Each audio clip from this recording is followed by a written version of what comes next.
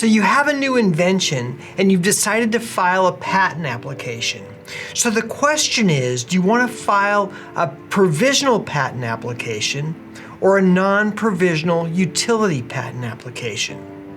I think there are 5 reasons why you may want to consider filing a provisional patent application first. And I'm going to talk about those on this video.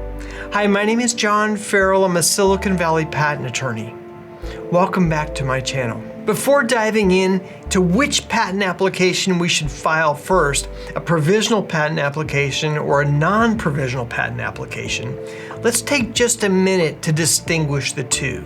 A patent is a monopoly to exclude others from making, using, or selling your invention for a period of some years. In the United States, a utility patent lasts for 20 years from the date that you file the utility patent application.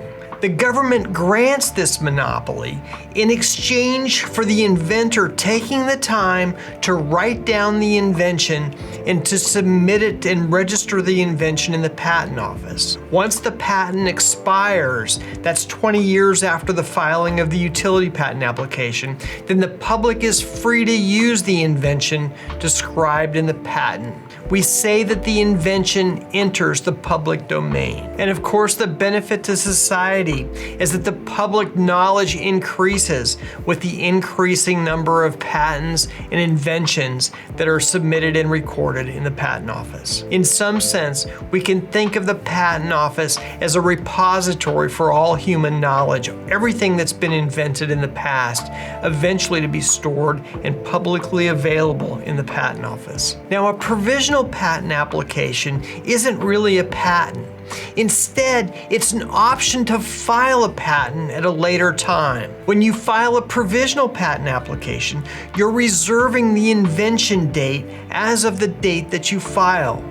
That is, you're telling the public that I have this invention as of this date. And so long as you file a non-provisional utility patent application within 12 months of the filing of your provisional patent application, then you get the benefit of that original provisional filing date. We call this filing date the priority date. And the benefit of this priority date is that it gives you priority over other inventors who come up with the same invention later. In the United States, as in most other countries of the world, whoever files their patent application first gets the benefit of priority over others who invent later. Sometimes we call this system a race to the patent office. So there is benefit to getting your patent application on file as soon as your invention is ready. Now, it's important to point out that a provisional patent application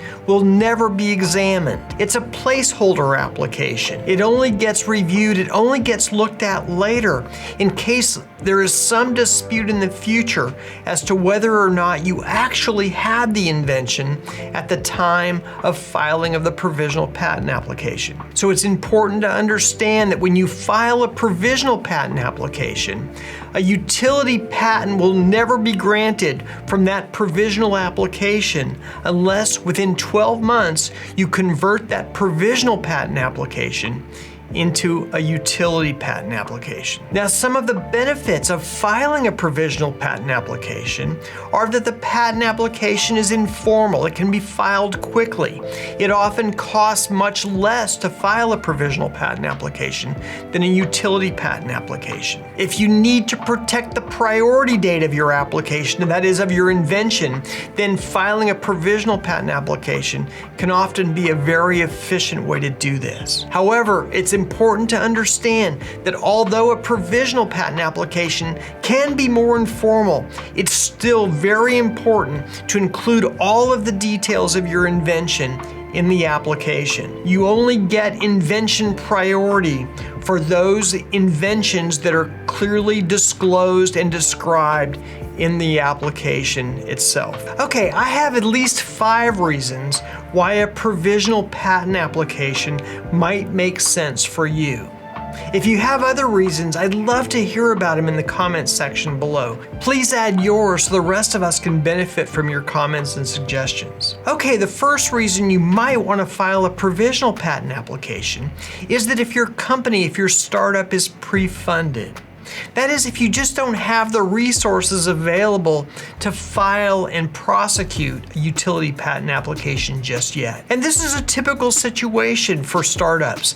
They have an idea, they're building a prototype, it's important to them to get their invention protected, but they just don't have the resources yet to file a utility application. In this situation, filing a provisional patent application can make a lot of sense. First of all, it ties the invention to the company so that if you have co-inventors, everybody's rowing in the same direction. The patent application, the invention is owned by the company. And this will make it a lot easier to raise money later. You'll be able to tell your future investors that you were patent pending, that you've protected the idea, and that when they do invest in you as a company, they can be assured that the invention won't walk out of the company in the event that one of the founders leaves. So if you're early stage and pre-funded, getting a provisional patent application on file could be the right way to go. If you're curious at all about provisional patent applications, or even thinking about maybe writing your own or filing your own provisional patent application, I'd like to invite you to check out my new book on Amazon. The book is entitled Patent Pending. It's in its 17th edition, and it's a step-by-step guide to provisional patent applications, how to write your own, how to file your own. It's available in paperback or in Kindle version, and at least at the time of this filming, if you're a Kindle Unlimited subscriber, it's actually free in Kindle Unlimited. And in addition to describing a lot about provisional patent applications, at the end of the book there's a sample provisional patent application, as well as some sample agreements, a non-disclosure agreement, as well as some letters that are useful if you're thinking about licensing or finding a licensee for your invention. Again, the book is entitled Patent Pending. It's available at Amazon in paperback or in Kindle. I have a link in the description section below. Thanks for checking it out. A second reason to file a provisional patent application is if you need to get an application on file quickly. That is, you're preparing for a trade show, or you have a potential customer meeting, or an investor that you want to meet with and talk with about your new technology, but who's unwilling to sign a non-disclosure agreement, as most investors are unwilling to do. A third reason that you might want to file a provisional patent application before filing a utility non-provisional patent application is if you're an individual inventor and you want to do some market testing before you actually spend the money on the non-provisional application. In this case, you can prepare and file a less expensive provisional patent application, build a prototype, and get it launched, and just see whether the product actually sells before you spend time and money on the actual utility application. Or in the case of licensing, it may be that you don't want to build the product yourself at all, but would rather find a licensee to manufacture and sell the product on your behalf. In this case, having that year of provisional patent pending will give you some runway to actually monetize your invention before you spend the money on filing the utility application. A fourth reason that you might want to start with a provisional patent application is if you haven't quite finished the invention.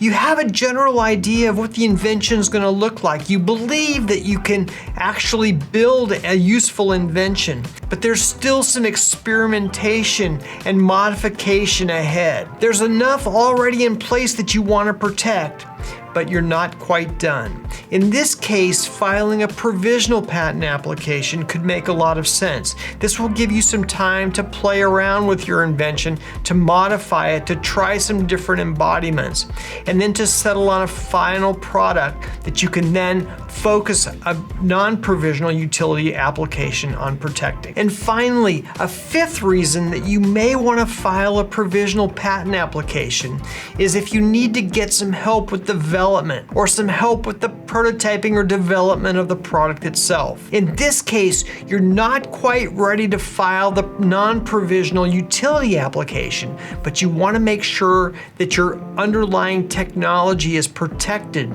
from co-developers and those who are helping with the prototyping. In this way, you're reducing potential future disputes as to who invented what. You go into these development relationships with your provisional patent application already on file in your name. Okay, those are my 5 reasons as to why you might want to file a provisional patent application first.